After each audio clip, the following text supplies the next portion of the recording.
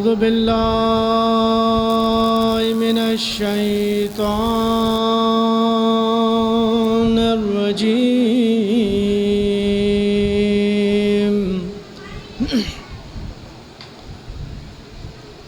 بسم الله الرحمن الرحيم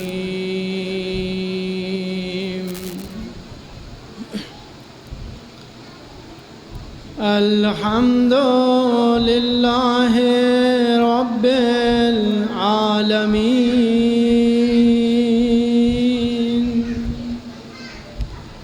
الصلاة والسلام على سید الانبیاء والمرسلین ابی القاسم محمد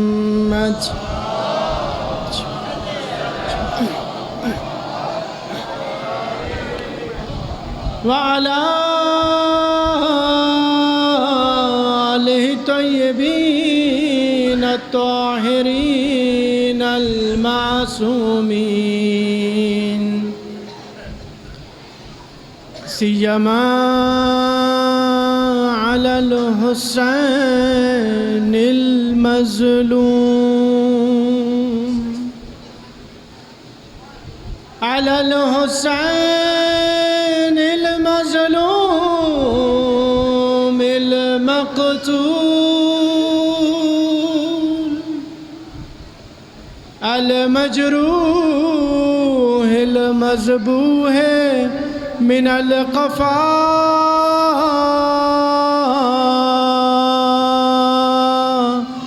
في أرض كربلاء في يوم عاشوراء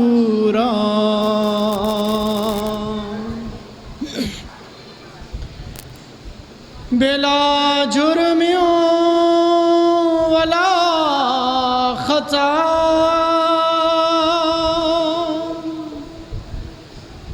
الذي غسله دم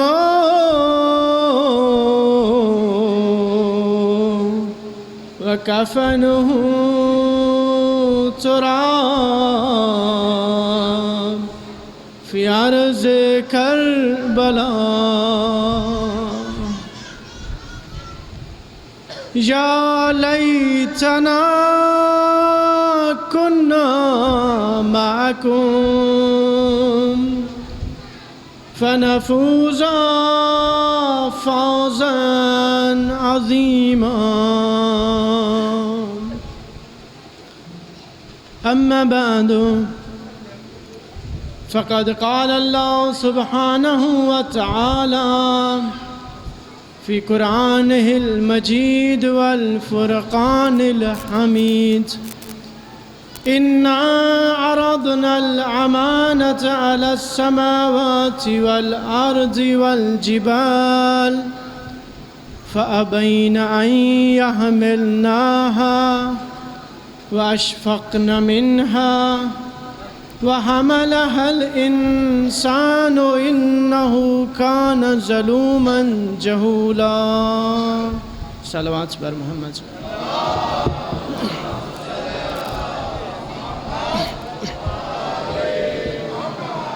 سب سے پہلے دعا ہے پروردگار عالم ہماری اس عبادت کو اپنی بارگاہ میں شرف قبولیت عطا فرمائے، ہمارے وارث حقیقی امام زمانہ کے ظہور میں تعجیل فرمائے، جو مومنین و مومنات پریشان ہیں پریشانیاں دور فرمائے، جو مریض ہیں شفائے کامل عاجلہ نصیب فرمائے، جو بے اولاد ہیں اولاد سہل عطا فرمائے، اس مجلس میں جو دلی حاجات رکھتے ہیں اپنی بارگاہ میں قبول فرمائے، اپنی تمام دعاؤں کی قبولیت کے لیے خلوص سے صلوات پڑھیں۔ اللہم صلی اللہ علیہ وسلم۔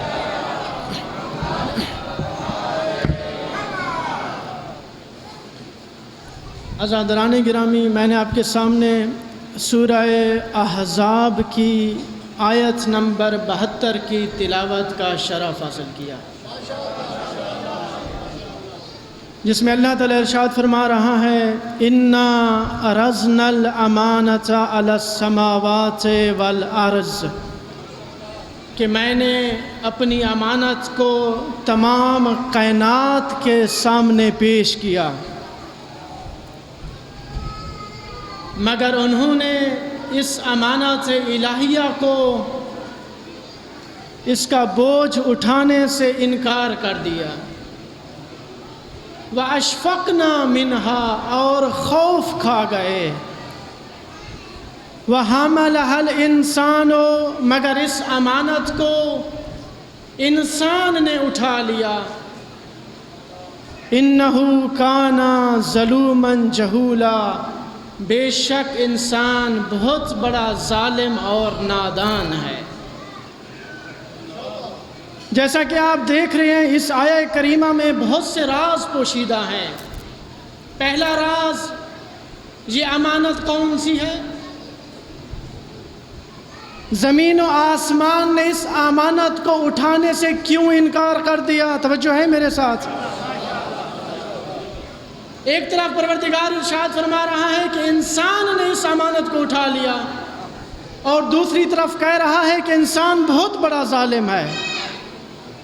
کیا اس وجہ سے ظالم ہے کہ امانت اٹھا لیا، یا کسی اور وجہ سے ظالم ہے؟ توجہ میرے ساتھ رہے گی تاکہ ہم ایک منطقی نتیجے تک پہنچ سکیں۔ انشاءاللہ آہستہ آہستہ جو ہماری گفتگو آگے بڑھے گی، امانت بھی واضح ہو جائے گی، اور یہ چیز بھی واضح ہو جائے گی کہ یہ ظلم کی جو نسبت دی ہے کیوں دی ہے۔ وگرنہ بعض مفسرین نے تو اتنا کہا ہے کہ اللہ تعالیٰ نے مذمت نہیں کی کہ ظالم ہے، بلکہ مدحت کی ہے کہ ظالم ہے۔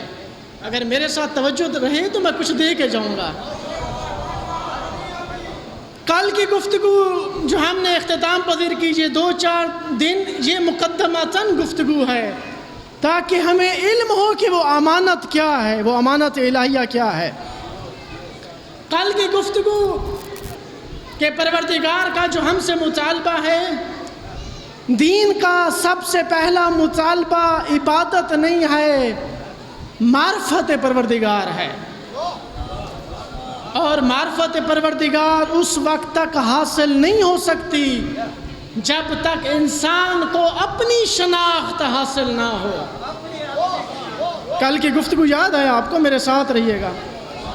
فرمایا من عرف نفسہ فقد عرف ربہ، جس نے اپنے آپ کو پہچانا در حقیقت اسی نے رب کو پہچانا۔ جسے اپنی ہی قیمت معلوم نہیں ہے، اسے اس ملکوت کی قیمت کا اندازہ کیسے ہوگا؟ میں نے آپ کو کل مثالیں پیش کی تھی۔ 2 طرح کے نظریے ہیں، 2 طرح کی فکریں ہیں۔ آپ خود معاشرے میں جائیں، آپ کو مختلف قسم کے افراد ملتے ہیں، مختلف قسم کے لوگ ملتے ہیں۔ میں ان کی مثالیں دوں گا ابھی۔ تاریخ بھری پڑی ہے، آپ اپنے معاشرے میں نگاہ دوڑائیں۔ ایک فکر، ایک نظریہ جو صرف جسم دیکھ رہا ہے، میرے ساتھ رہیے گا، جو صرف یہ دنیا دیکھ رہا ہے، یہ سورج، یہ چاند، یہ ستارے، یہ سونا، یہ چاندی، یہ لوگ، یہ شہرت، یہ دولت، یہ عزت، یہ عظمت۔ اور ایک ہے جو ملکوت دیکھ رہا ہے۔ میرے ساتھ ہیں آپ؟ قرآن پڑھیے، کتنا عظیم تحفہ ہے، سب کچھ اسی میں ہے، میں بھی اسی سے بیان کر رہا ہوں۔ سورہ اعراف پڑھیے، بلعام باعور کا واقعہ پڑھیے۔ فرعون نے، بلعام باعور ہے کون پہلے یہ سمجھیے۔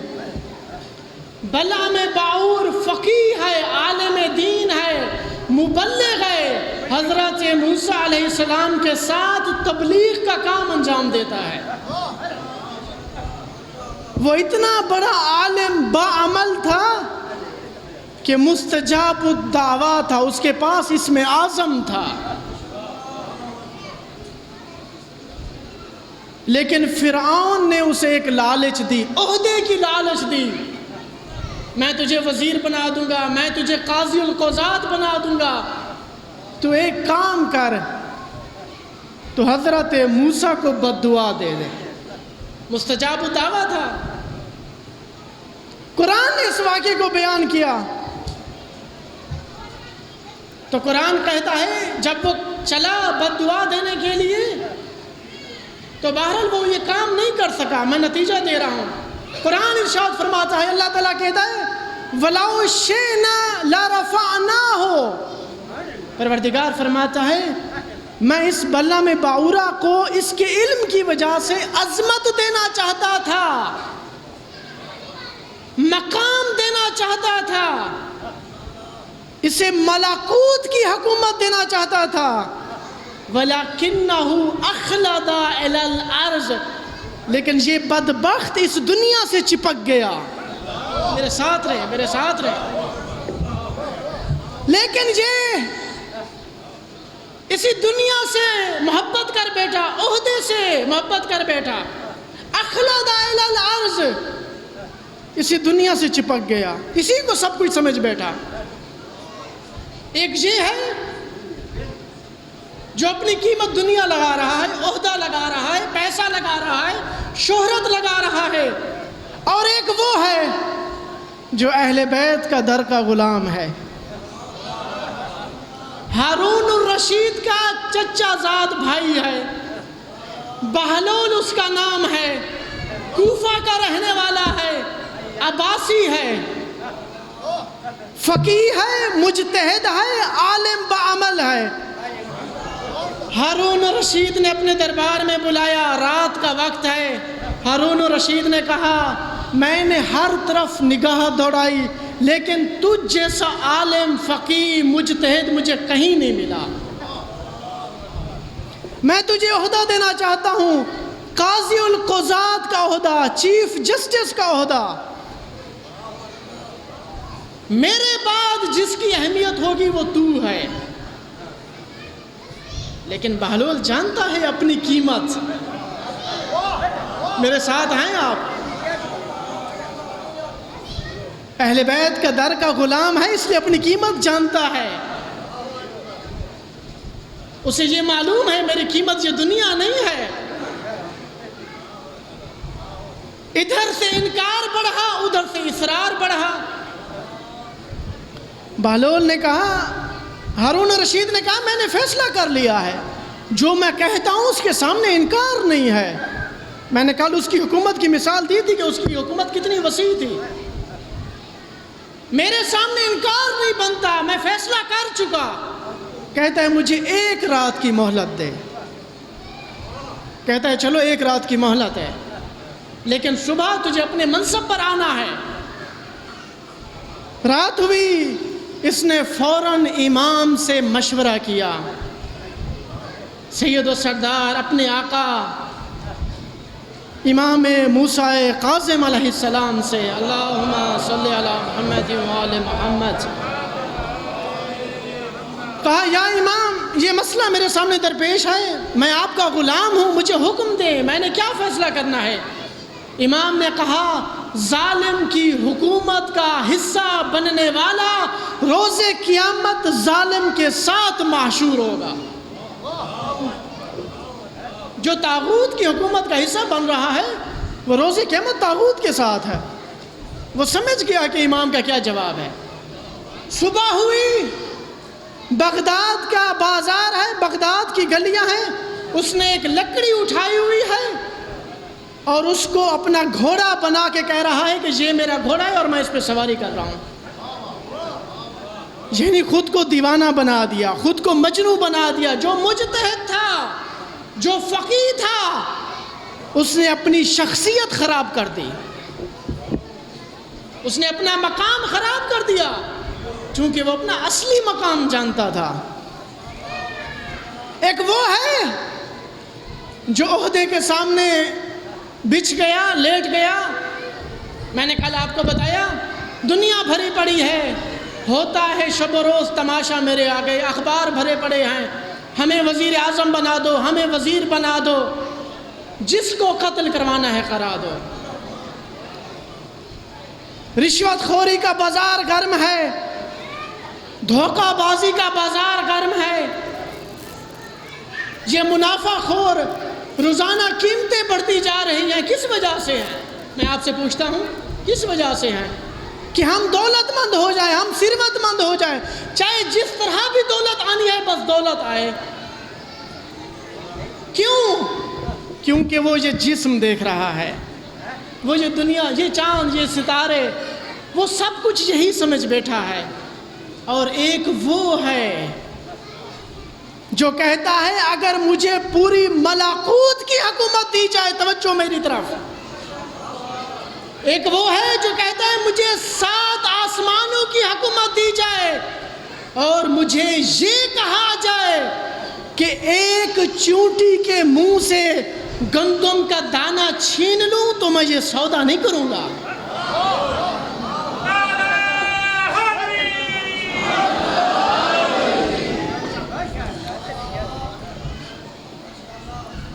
میں یہ سودا نہیں کروں گا، کیونکہ وہ اپنی قیمت جانتا ہے، وہ سمجھتا ہے کہ مجھے پروردگار نے کس لیے خلق کیا، میری حیثیت کیا ہے، میرا مقام کیا ہے، میری عظمت کتنی ہے۔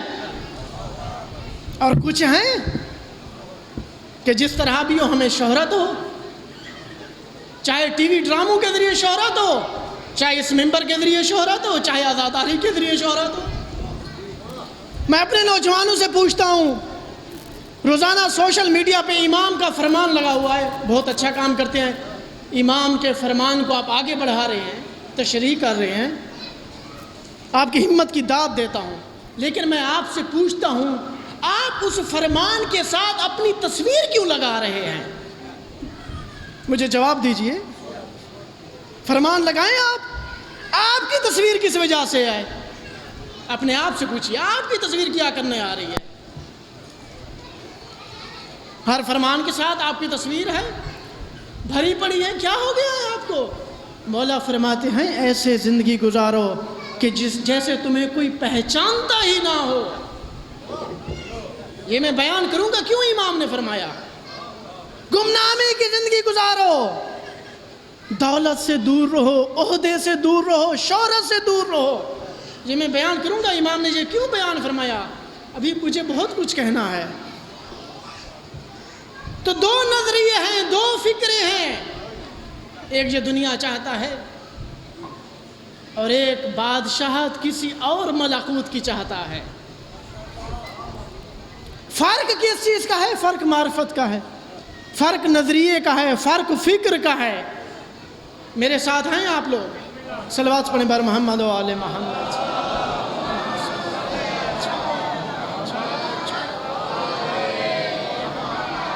انبیاء نے کیسے زندگی گزاری ہے، ہمارے لیے مشعل راہ ہے۔ بے شک ان کا اپنا مقام ہے، ان کے اپنے تقاضے ہیں۔ حضرت عیسیٰ علیہ السلام کی زندگی دیکھ لیجئے، ساری زندگی حضرت عیسیٰ نے ازدواج نہیں کی، گھر نہیں بنایا، جہاں پہ رات ہوتی وہیں پہ زمین کو بستر بنا کے سو جاتے۔ آپ حیران ہوں گے جب بھوک لگتی آپ کو تو درختوں کے پتے کھاتے تھے، حقیقت جانتے تھے۔ اپنے اصحاب کے ساتھ گزر رہے ہیں، سامنے ایک شہر دیکھا، بستا ہوا شہر ہے، لوگ ہیں، حکومت ہے، مملکت ہے۔ اپنے حواریوں سے کہا، اصحاب سے کہا یہاں پہ رکیے، میں کسی گوہر کی تلاش میں جا رہا ہوں، میرے ساتھ رہیے گا، توجہ میرے ساتھ رہے، میں کسی نگینے کی تلاش میں، کسی ہیرے کی تلاش میں جا رہا ہوں، آپ لوگ یہیں پہ رکو۔ آپ شہر میں داخل ہوئے، گلیوں سے گزرے، ایک معمولی سی جھونپڑی ہے، ایک خاتون، ایک بڑھیا اس گھر کے باہر، جھونپڑی کے باہر گریا کر رہی ہے۔ تو آپ حضرت عیسیٰ علیہ السلام بے پرواہ ہو کر نہیں گزرے، پوچھا آپ کا کیا مسئلہ ہے، آپ کو کیا پریشانی ہے، آپ کی حاجت کیا ہے؟ کہا میں غریب ہوں، آپ گھر میرا دیکھ رہے ہیں، میرا ایک ہی فرزند ہے، ایک ہی نوجوان ہے، وہ اس مملکت کے، اس حکومت کے بادشاہ کی بیٹی کے عشق میں گرفتار ہو گیا ہے، اور ایسا عشق اس کے سر پہ سوار ہوا کہ اب بستر مرگ پر ہے۔ ہم کہاں، بادشاہ کہاں، ہمارا جوڑ ہی نہیں بنتا۔ بہرحال بادشاہ نے اعلان کیا ہوا ہے میں اپنی اکلوتی شہزادی کی شادی صرف اس شخص سے کروں گا جو میرے سامنے جواہرات کا ایک تشت لے کے آئے گا۔ میری شرط ہے، بادشاہ کا اعلان ہے پورے شہر میں، جو بھی میری شرط پوری کرے گا وہی مرد ہوگا اور وہی میری بیٹی سے شادی کرے گا۔ آپ نے اندر جانے کی اجازت مانگی، اندر گئے، اس نوجوان سے حال احوال پوچھا، اس سے کہا اگر میں تجھے تشت لا کے دوں تو کیا بادشاہ کو جا کے دے گا؟ اس کے چہرے پہ تبسم آیا، اس نے کہا اندھے کو کیا چاہیے، دیکھنے کے لیے دو ہی آنکھیں۔ کچھ دن بعد آپ واپس آئے اور آپ کے ہاتھ میں تشت تھا، اس کے سامنے رکھا اور کہا جا بادشاہ کو دے اور اپنی مراد کو پہنچ جا۔ وہ نوجوان فوراً بھاگا، تشت لے کے دربار میں حاضر ہوا اور تشت سامنے رکھ دیا۔ بادشاہ حیران ہوا، یہ جواہرات کہاں سے آ گئے، یہ تشت کہاں سے آ گیا، یہ نوجوان، اس کی کہاں سے ہمت کہ یہ تشت جواہرات کا لے کے آ جائے۔ وزیروں سے مشورہ، مشیروں سے مشورہ، آخر اس نتیجے پہ پہنچا شاید یہ دھوکہ ہے، یہ جادو ہے۔ اس نوجوان سے کہا میں نہیں مانتا، تو ایک اور تشت لے کے آ جس میں فلاں فلاں قسم کے جواہرات ہوں۔ یہ نوجوان دوبارہ گیا، حضرت عیسیٰ کو واقعہ بتایا۔ کچھ دن بعد حضرت عیسیٰ نے ایک اور تشت اس کے سامنے لا کے رکھ دیا۔ یہ بادشاہ کے سامنے پیش ہوا، بادشاہ حیران پریشان، آخر یہ کیا قصہ ہے؟ کہا میں اس وقت تک اپنی بیٹی نہیں دوں گا جب تک تیسرا تشت لے کے نہ آ۔ مختصر یہ تیسرا تشت لے کے بھی آ گیا۔ بادشاہ نے کہا اب مجھے اپنی بدنامی کا ڈر ہے کہ میں نے جو شرط لگائی تو اس پہ عمل کر رہا ہے۔ اس کو فاخرانہ لباس پہنایا گیا، بادشاہت کے قابل بنایا گیا، شہزادہ بنایا گیا، اور دوسرے دن اس کی شادی شہزادی کے ساتھ کر دی گئی۔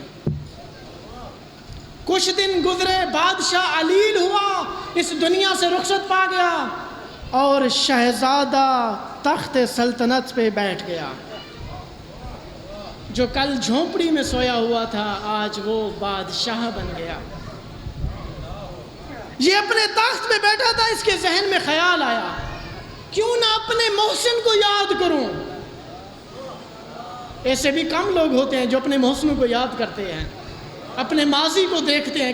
کم لوگ ہوتے ہیں کہ کس کس نے ہمارے ساتھ احسان کیا، وگرنہ لوگ تو احسان فراموش ہیں۔ صلوات پڑھیں بر محمد و آل محمد۔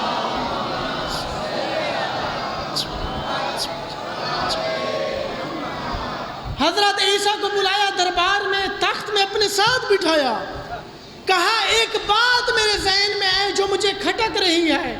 بات یہ ہے میں بھی فقیر تھا، تو بھی مجھے فقیر لگتا ہے،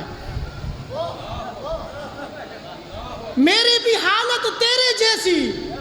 سوال یہ ہے تو نے مجھے کیوں دیا، خود اس تخت پہ کیوں نہیں آیا؟ یہی بادشاہ کی خواہش تو پوری کر دیتا،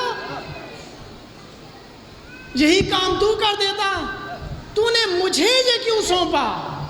حضرت عیسیٰ نے کہا میں کسی اور بادشاہت کے سلسلے میں ہوں۔ توجہ رہے میرے ساتھ، توجہ رہے۔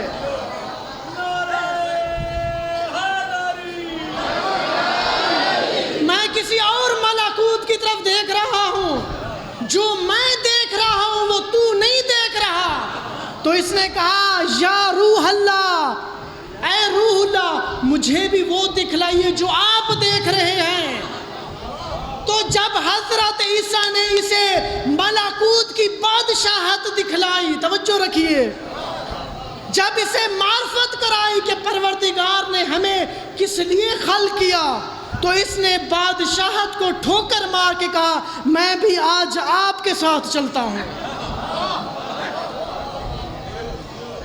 اور حضرت عیسیٰ کے ساتھ شہر سے باہر آئے جہاں پہ حواری موجود تھے، تو حضرت عیسیٰ نے اپنے اصحاب کو دیکھ کے کہا جس گوہر کی تلاش میں گیا تھا وہ لے کے آ گیا۔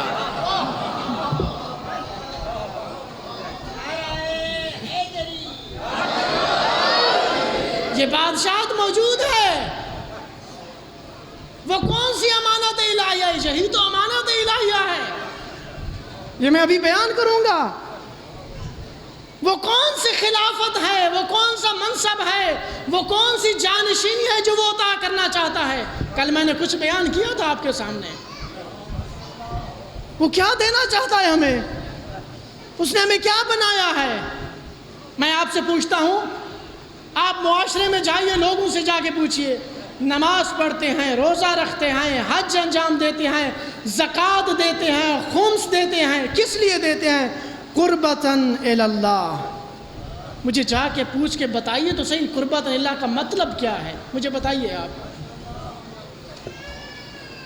مقصد کیا ہے قربتاً الی اللہ کا؟ کتنے لوگ ہیں جو معرفت سے نماز پڑھتے ہیں؟ کتنے لوگ ہیں جو فکر کرتے ہیں، جو سوچتے ہیں کہ میں کون ہوں؟ میرا امام ارشاد فرماتا ہے رحم اللہ امرأن من یتفکر من عین فی عین الی عین، کہ پروردگار اس پہ اپنی رحمتیں برکتیں نازل فرمائے، جو ہمیشہ یہ سوچتا ہے میں کہاں سے ہوں، کیا کر رہا ہوں اور کہاں جانا ہے۔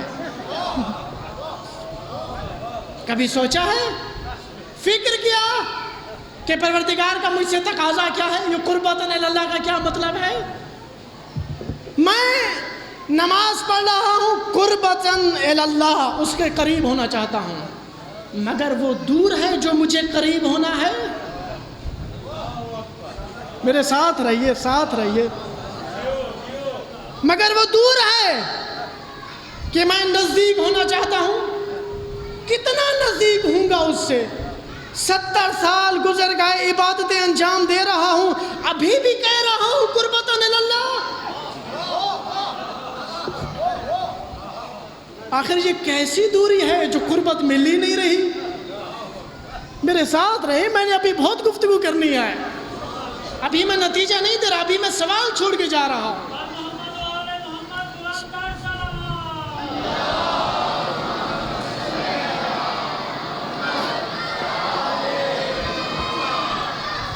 نادانی ہے، جہالت ہے، شوق نہیں ہے سوال کرنے کا۔ جواب تو بعد کا مسئلہ ہے، پہلے انسان کے ذہن میں سوال تو آئے۔ آپ نے پوچھا کب ہے کہ ہم جواب نہیں دے سکے؟ ایسے ایسے سوال کرتے ہیں جن کا انسان کی ہدایت سے کوئی تعلق ہی نہیں ہے۔ وہ سوال کریں جس کا انسان کی ہدایت سے تعلق ہو۔ آپ پہلے سوال کرنے سے اپنے آپ سے پوچھیں، میں جو سوال کرنے جا رہا ہوں اس کا میری زندگی پر کتنا اثر پڑے گا؟ اگر نہیں پڑے گا تو نہیں پوچھیں۔ بہرحال یہ کون سی نزدیکی ہے جو وہ چاہتا ہے؟ کون سی قربت ہے؟ وہ کون سا مقام منزل عطا کرنا چاہتا ہے؟ جا کے قرآن پڑھیے، قرآن آپ کے سامنے، اپنے گھروں سے اٹھائیے، کسی اہل کو سرمایہ گزاری کریں دین پر، دین سمجھنے پر، وقت لگائیں، دولت لگائیں، جس طرح دنیا پر دولت لگاتے ہیں دین حاصل کرنے پر دولت لگائیں، دین حاصل کرنے پر اپنا وقت لگائیں۔ اس قرآن کو پڑھیے، کتنی عظیم گفتگو کرتا ہے۔ سورہ نجم میں جا کے دیکھیے، سورہ نجم میرے سامنے ہے، ارشاد فرماتا، معراج کا واقعہ آپ سب کے سامنے ہے۔ پروردگار ارشاد فرما رہا ہے، آپ سب جانتے ہیں جبرائیل کا ایک خاص مقام ہے، ایک حد ہے، اس حد سے آگے نہیں جا سکتا۔ خود ارشاد فرماتا ہے لو دنوت لاحترقت، اے رسول اگر میں یہاں سے 1 انچ بھی آگے بڑھا، 1 بند انگشت بھی آگے بڑھا، میں جل کے راکھ ہو جاؤں گا۔ میری حیثیت یہی ہے، میرا مقام یہی ہے، میری حد ختم ہو گئی، لیکن ایک ہے جو بڑھتا جا رہا ہے۔ میں تھوڑی کہہ رہا ہوں، قرآن ارشاد فرما رہا ہے وَهُوَ بِالْأُفُقِ الْأَعْلَىٰ، وہ اتنا بلند ہوا کہ بلندیاں اس کے آگے ختم ہو گئیں۔ میرے ساتھ رہیں، میرے ساتھ رہیں۔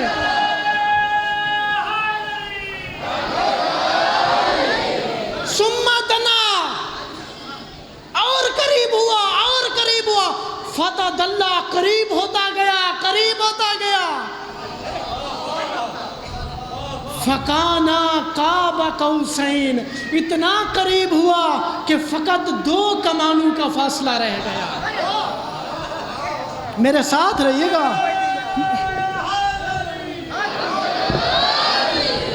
میرا موضوع نہیں بھولیے گا، موضوع ہے مقام و عظمت انسان، میرا موضوع نہیں بھولیے گا۔ اتنا قریب ہوا، فَكَانَ قَابَ قَوْسَيْنِ، صرف 2 کمانوں کا فاصلہ۔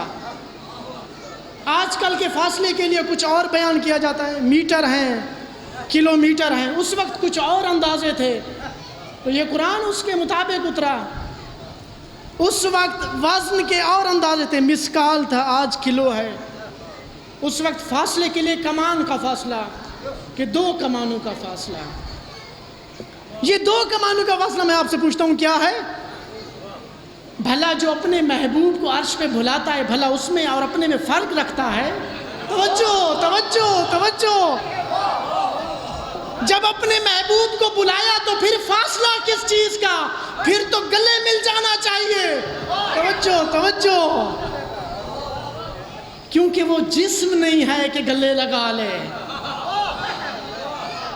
میرے ساتھ رہیں، میں کچھ بیان کر رہا ہوں، میرا ساتھ دیجئے۔ تو کس چیز کا فاصلہ ہے؟ یہ فاصلہ جسم کا نہیں ہے، یہ فاصلہ مادی فاصلہ نہیں ہے، یہ مقام کا فاصلہ ہے، منزلت کا فاصلہ ہے، رفعت کا فاصلہ ہے، یہ بلندیوں کا فاصلہ ہے، کہ تجھ میں اور مجھ میں 2 عظمتوں کا فرق ہے، تجھ میں اور مجھ میں 2 مقامات کا فرق ہے۔ اور یہ سن لیجئے، جو منزلت 1 کے لیے ثابت ہے وہ 14 کے لیے ثابت ہے۔ فرماتے ہیں کلنا فی فضل سوا، ہم سب فضیلتوں میں برابر ہیں۔ بے شک یہ بات رسول گرامی کی ہے، لیکن یہ 14 شامل ہیں۔ دراصل یہ ایک ہی نور کی کڑیاں ہیں، یہ سمٹیں تو 1 ہو جائیں، یہ پھیلے تو 14 بن جائیں۔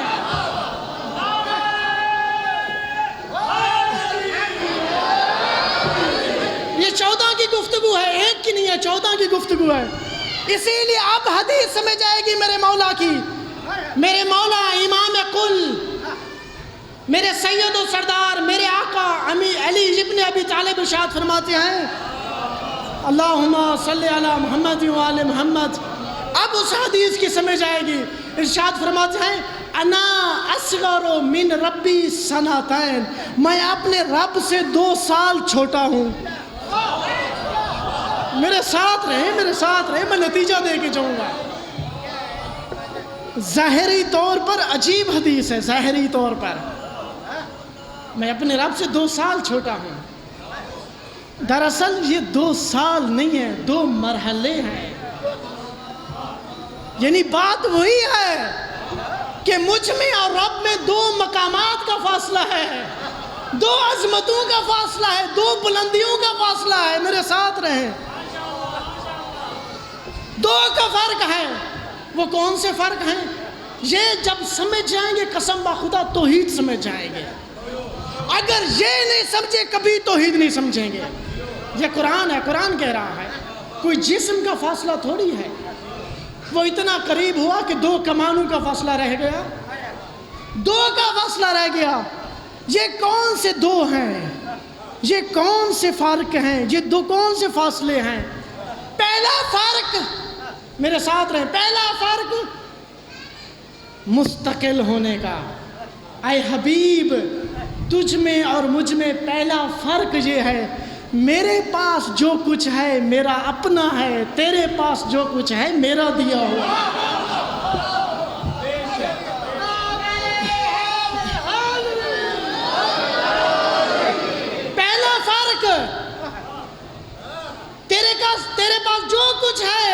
کچھ ہے، جو عظمت ہے، جو بلندی ہے، جو منزلت ہے، میری دی ہوئی ہے، اور میرے پاس جو کچھ ہے میرا ذاتی ہے، میں نے کسی سے نہیں لیا۔ پہلا فرق۔ دوسرا فرق، توجہ میری طرف رہے، دوسرا فرق، میں پہلے تھا، میں ازل سے ہوں، میں ہمیشہ سے ہوں، تو بعد میں آیا۔ توجہ توجہ توجہ۔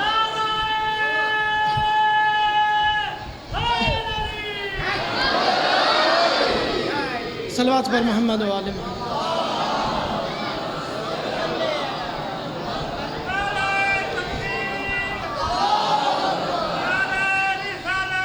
یا رسول اللہ۔ پہلا فرق، میرے پاس جو کچھ میرا اپنا، تیرے پاس جو کچھ میرا دیا ہوا۔ دوسرا فرق، میری ابتدا نہیں ہے، تیری ابتدا ہے۔ یہ دو فرق ہیں۔ فکان قاب قوسین، تجھ میں اور مجھ میں دو فرق ہیں، لیکن آگے عجیب بات کی، کا فکان قاب قوسین او ادنا۔ توجہ توجہ، دو فرق نہیں ہیں، ایک فرق ہے، ایک فرق میں نے مٹا دیا۔ اللہ اکبر اللہ اکبر۔ دو فرق بھی نہیں رہے، ایک فرق میں نے مٹا دیا۔ کون سا فرق مٹا دیا؟ دوسرا فرق مٹا دیا۔ اے حبیب، ایسا لگتا ہے جب سے میں ہوں تب سے تو ہے۔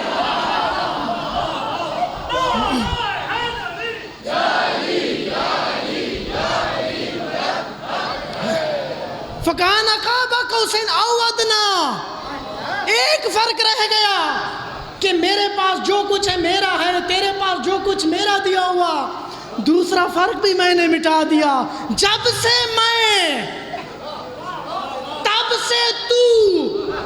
اسی لیے کسی نے خوب کہا، احد اور احمد میں صرف میم کا فرق ہے۔ نہیں معلوم آپ کیا سن رہے ہیں، کیا سن رہے ہیں؟ احد اور احمد میں کس کا فرق ہے؟ لفظوں کو بھی دیکھو تو صرف میم کا فرق ہے۔ وہ میم کیا ہے؟ وہ میم ہے محتاجی، تو میرا محتاج ہے۔ جس نے اس فرق کو سمجھا وہ شرک کر ہی نہیں سکتا۔ یہ تو عطا ہے، فضل ہے اس کا۔ یہ ذہن میں رہے، ذہن میں رہے، یہ فرق ذہن میں رہے۔ یہ نور اس دنیا میں اترا، خبردار، منزلت لینے نہیں آیا، دینے آیا ہے۔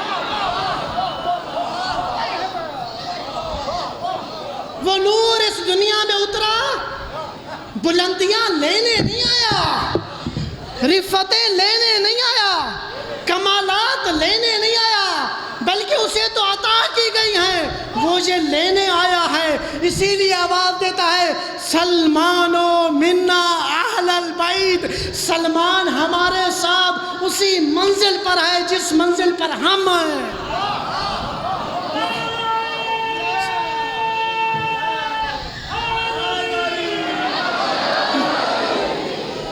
ہم تمہیں لینے آئے ہیں، تم میں صلاحیت ہے کہ تم اس مقام پہ پہنچ سکتے ہو جس مقام پہ ہم موجود ہیں، مقام محمود۔ زیارت عاشورہ پڑھیں، کیا لکھا ہوا ہے کہ بار الہ ہمیں وہ مقام عطا فرما جو تو نے اہل بیت کو عطا کیا۔ اپنے اندر معرفت حاصل کریں۔ کیا چاہتے ہیں؟ پیسہ چاہتے ہیں، قیمت لگاؤ۔ شہرت چاہتے ہیں، امام حسین جو چاہتا ہے دینے کے لیے تیار ہے۔ کوئی اس منبر سے دولت مند بنا، کوئی شہرت کسی کو حاصل ہوئی، اور کوئی مقام محمود تک پہنچ گیا۔ اگر مقام محمود تک پہنچنا ہے پھر گمنامی کی زندگی گزارنا پڑے گی، دولت کو ٹھوکر مارنا پڑے گی۔ یہ بھی میں بیان کروں گا کہ مقام محمود ہے کیا۔ کوئی فرق نہیں تجھ اور مجھ میں، یہ تو پروردگار کی عطا ہے۔ شرک کس چیز کا ہے یہ تو ابھی بیان کروں گا کہ شرک ہوتا کیا ہے۔ قرآن پڑھیے، قرآن خود بیان فرما رہا ہے۔ تو یہ اس زمین پر اترے ہیں اپنے ساتھ لے جانے کے لیے، وگرنہ ان کی شان نہیں تھی میرے ساتھ رہیے، وگرنہ ان کی شان نہیں تھی زمین پر آنا، ان کا مقام نہیں تھا زمین پر آنا، ان کی عظمت نہیں تھی کہ یہ جسموں میں ڈھل جائیں۔ نہیں معلوم آپ کیا سن رہے ہیں؟ کس لیے آئے اور کون ہے جو ہمارے ساتھ لے جانا چاہتا ہے؟ تمہاری قیمت، تمہارا مقام، تمہاری عظمت مقام محمود ہے، قاب قوسین ہے۔ کون سی بادشاہت؟ ملکوت کی بادشاہت۔ میں نے کل حدیث بیان کی، حدیث قدسی، پروردگار نے کیا ارشاد فرمایا؟ عبدی اتینی حتی اجعلکا مثلی ولا مثل لی۔ اے میرے بندے، میرے کہے ہوئے راستے پہ چل، تاکہ میں تجھے اپنی طاقتیں، اپنی قدرتیں عطا کروں۔ باریلا تیرے پاس کون سی طاقت ہے؟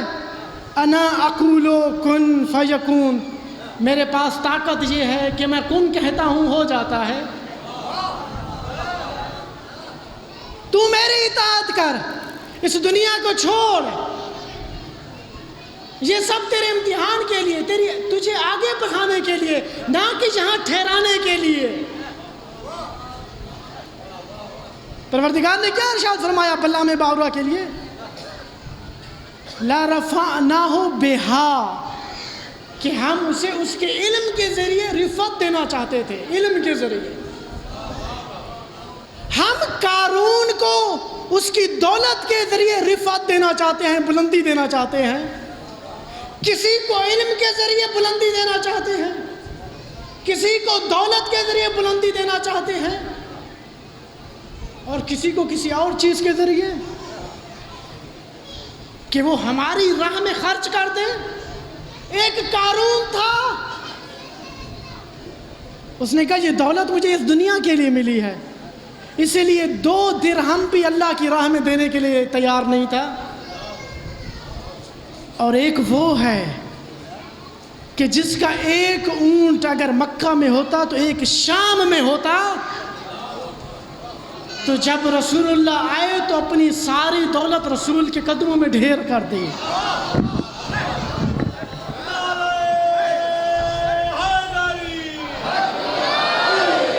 جناب سیدہ خدیجۃ الکبریٰ، کیا مقام ہے! اور پھر جبرائیل امین عرش سے آتے، یا رسول اللہ، جناب خدیجۃ الکبریٰ کے لیے اللہ نے سلام بھیجا ہے۔ یہ سلام ہر کسی کے لیے نہیں آتا، جو اپنا خلوص دکھاتا ہے، اپنی محبت دکھاتا ہے۔ سلام کا مطلب کیا ہے؟ پروردگار یہ بتلانا چاہتا ہے، یا خدیجۃ الکبریٰ، میں آپ کی زیارت کا مشتاق ہوں۔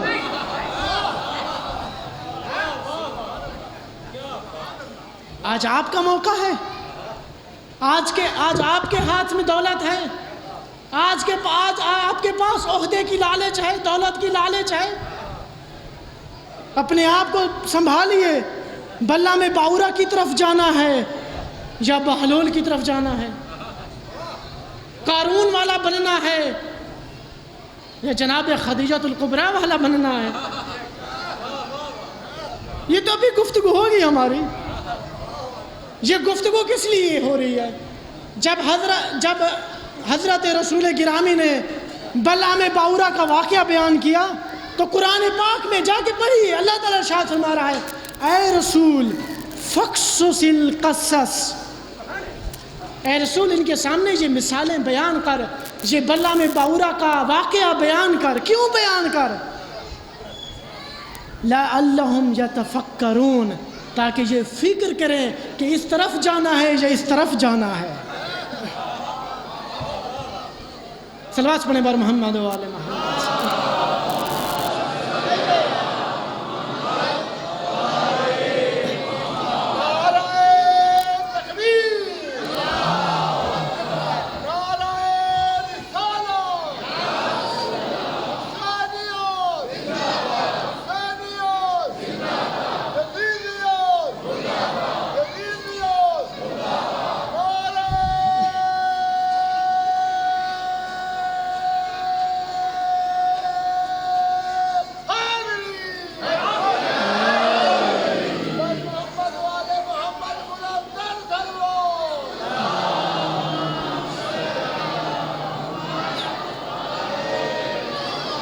دنیا سجی ہوئی ہے، سب کچھ آپ کے سامنے ہے، سب امتحان ہے۔ ابھی میں گفتگو کروں گا کہ کیسا امتحان ہے۔ خود بنایا اسی نے دنیا کو اسی لیے ہے تاکہ امتحان ہو۔ اسی نے دنیا کو آرائش کے لیے، زیبائش کے لیے، آسائش کے لیے بنایا ہی نہیں ہے۔ یہ دھوکہ ہے کہ میں دنیا میں آسائش حاصل کروں، یہ دھوکہ ہے۔ سب کچھ سامنے ہے، سب کچھ دیا گیا ہے۔ آئیں اپنے آپ کو کس طرف لے جانا چاہتے ہیں؟ سب کچھ سامنے ہے تو وہ عظیم مالک، ملکوت کے مالک اگر اس دنیا میں اترے ہیں تو ہمیں اپنے ساتھ لے جانے کے لیے، اور جو ملکوت کے مالک ہیں، جو کائنات کے مالک ہیں، آج وہ انسانیت کی ہدایت کے لیے انہوں نے 28 رجب کو جب مدینہ چھوڑا تو آج 2 محرم کو کربلا میں مہمان ہیں۔ انسانیت کی ہدایت کے لیے یہ چھوٹا سا کاروان اب کربلا میں بسنے آیا ہے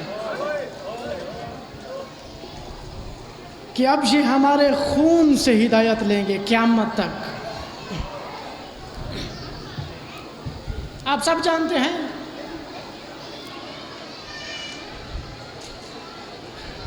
یزید کی بیعت مانگی گئی، مختصر کرتا ہوں، مدینہ کا واقعہ ہے۔ آپ سب جانتے ہیں، ایمان کے جملے ہیں، السلام علی النازحین عن الاوثان۔ امام فرماتے ہیں میرا سلام ہو ان پر جن سے زبردستی مدینہ چھڑوایا گیا۔ بھلا یہ اپنے نانا کا شہر چھوڑنا بڑا آسان تھا؟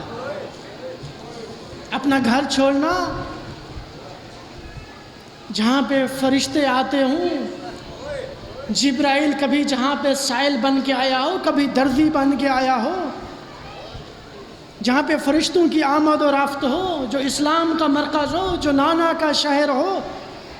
مدینہ کو مدینہ کس نے بنایا تھا؟ اہل بیت نے ہی تو بنایا تھا، جو خود وارث مدینہ تھے۔ آج مدینہ کو 28 رجب کو مدینہ چھوڑ دیں،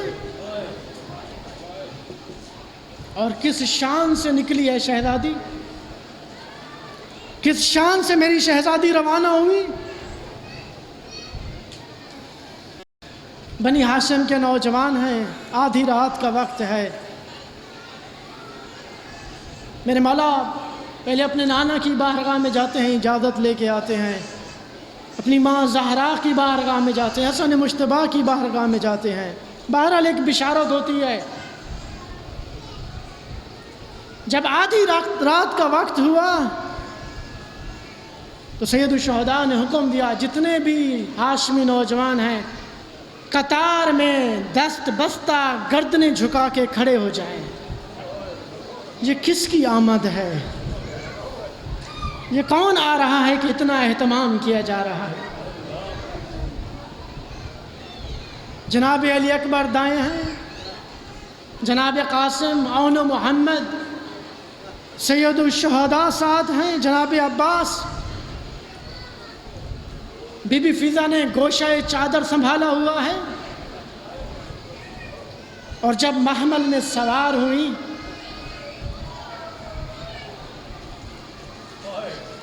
تو شاعر نے کہا، ایک واقعہ بیان کیا کہ جناب علی اکبر بھی موجود ہیں، جناب قاسم بھی موجود ہیں، اون محمد بھی موجود ہیں۔ میں تاریخ میں دیکھ رہا تھا حضرت ابو الفضل العباس کہاں ہیں، ان کو کون سی ڈیوٹی سونپی گئی؟ جب میں نے تاریخ کے ورق الٹائے تو دیکھا جب شہزادی محمل میں سوار ہو گئی تو حضرت ابو الفضل العباس نعلین اٹھائے ہوئے ہیں۔ کس شان سے میری شہزادی گئی ہے؟ جب 2 محرم کو یہ قافلہ پہنچا، تاریخ کے الفاظ ہیں، مقتل کہتا ہے کہ امام کی سواری، امام کا رہوار آگے نہیں بڑھا۔ امام نے کہا عباس میری سواری آگے نہیں بڑھ رہی۔ حضرت عباس نے کہا مولا شاید سواری ہے، جانور ہے، تھک گیا ہوگا، آپ ایک اور سواری تبدیل کر لیں۔ امام ہیں، علم غیب سے واقف ہیں، لیکن امام ایسے چلتے ہیں تاکہ دوسروں کے لیے اسوہ حسنہ ہوں، ایک پیغام دینا چاہتے ہیں، اپنے ان اعمال کے ذریعے کچھ بتلانا چاہتے ہیں۔ دوسری سواری تبدیل کی گئی مگر اس نے بھی آگے بڑھنے سے انکار کر دیا۔ تمام مقاتل کے جملے ہیں، تقریباً 7 سواریاں تبدیل کی گئی مگر ایک سواری نے بھی آگے بڑھنے سے انکار کر دیا۔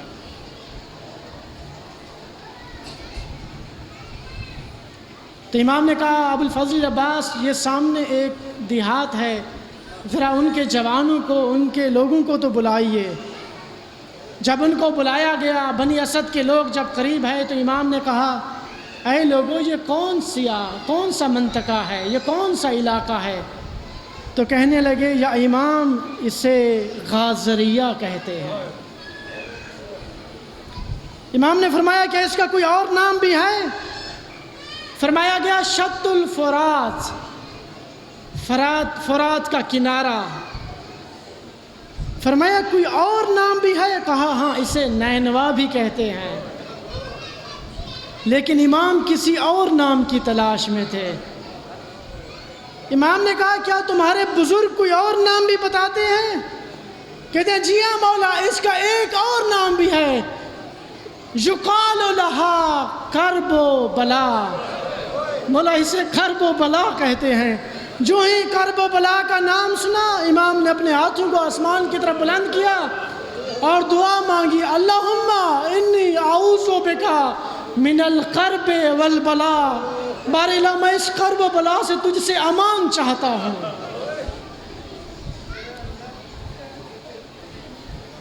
پھر آپ نے ارشاد فرمایا بھیا عباس ہا ہونا محط و رحالنا، یہیں ہمارے خیمے لگیں گے، ہا ہونا مقتل و رجالنا، یہیں ہمیں قتل کیا جائے گا، ہا ہونا ذبح اطفالنا، یہیں پہ ہمارے معصوموں کو ذبح کیا جائے گا۔ لیکن آخری جملہ ایسا کہا کہ ہر کسی کی آہ نکل گئی۔ امام نے کہا ہا ہونا صوبیہ نساؤنا، یہیں سے نبی زادیوں کو رسن بستہ کوفہ و شام۔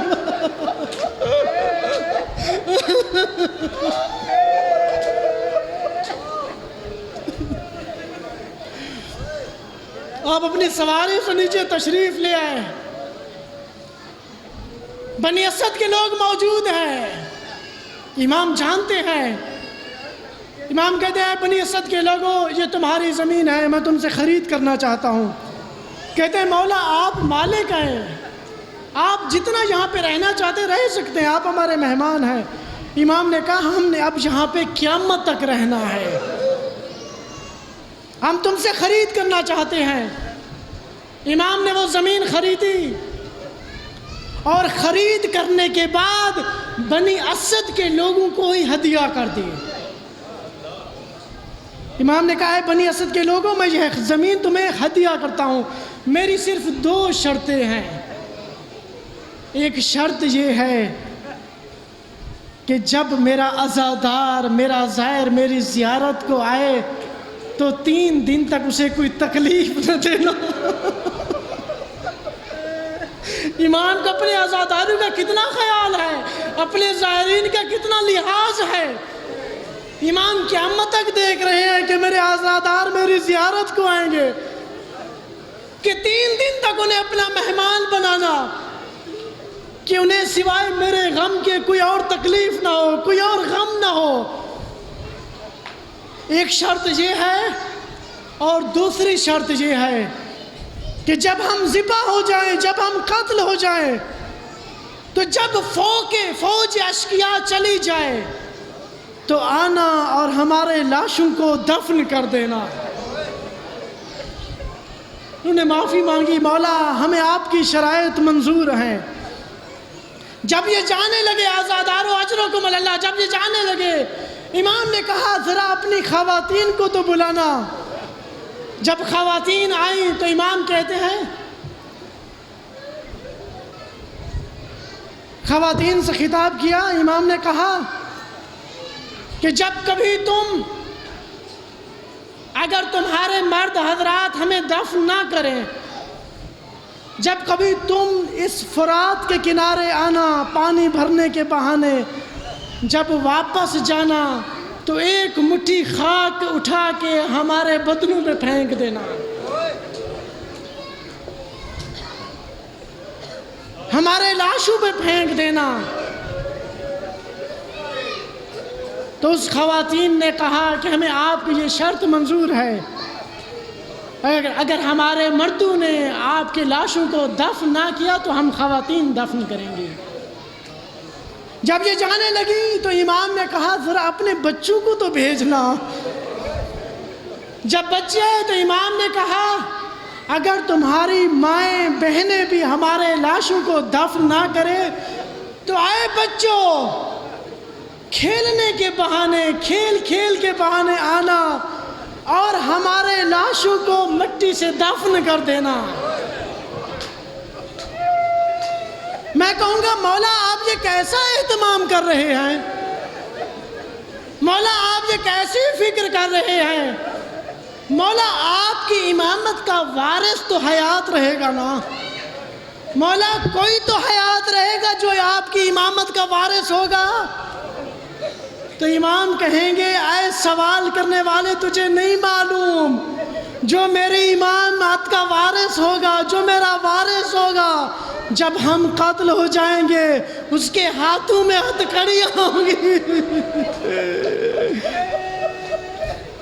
جو میری امامت کا وارث ہوگا اس کے پاؤں میں بیڑیاں ہوں گی، جو میری امامت کا وارث ہوگا اس کی گردن میں خاردار توق ہوگا، بھلا وہ کیسے ہمیں دفن کرے گا؟